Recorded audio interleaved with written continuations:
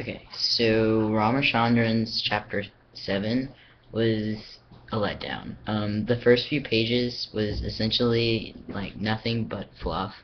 Like I didn't see the point in him talking about his trip, for example, and then he only introduces two of the universal laws out of nine, and he only proposes them, and he doesn't give any type of evidence for it. And then kind of at the end, he starts like talking about GSR and how it could potentially prove these things, but he doesn't go into enough depth and detail.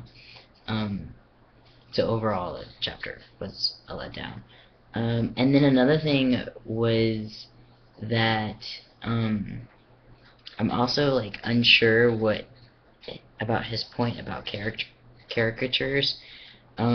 Because what if we just enjoy the humor in it and enjoy that it's over exaggeration, like what he was talking about, seeing it more as art instead of um,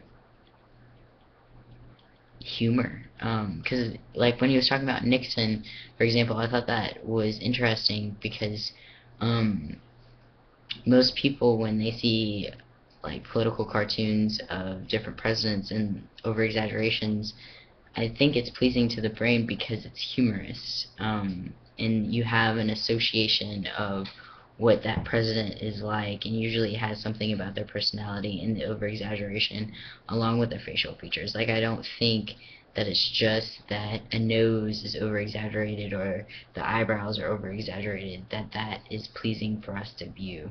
And then another thing is that he mentioned like getting at the basic of anesthetics and art and proving that it wasn't a culture thing.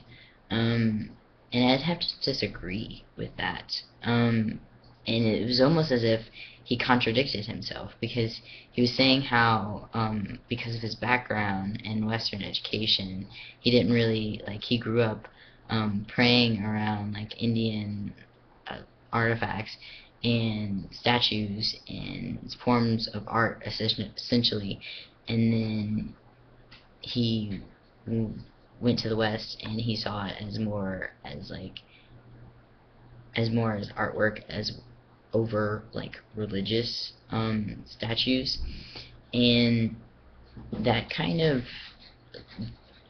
the association with that kind of contradicts what he says about like art being something that isn't culturally defined. Like I get what he's saying that like there are certain things that are anesthetically pleasing across all species. I get that. But the examples he brings up aren't. Um the examples he brings up are like strictly for humans. Like he brings up something about bees briefly, and that's about it. And then he brings up like for example the statue of the woman. Uh, some people might not consider that all that great of art. Like he kept going on about how aesthetically pleasing it is, the over exaggeration of her hips.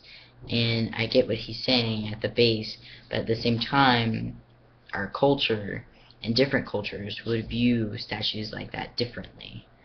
Um, so I didn't agree with him on a few points in this chapter, and I'm curious as to how he'll present the next seven laws.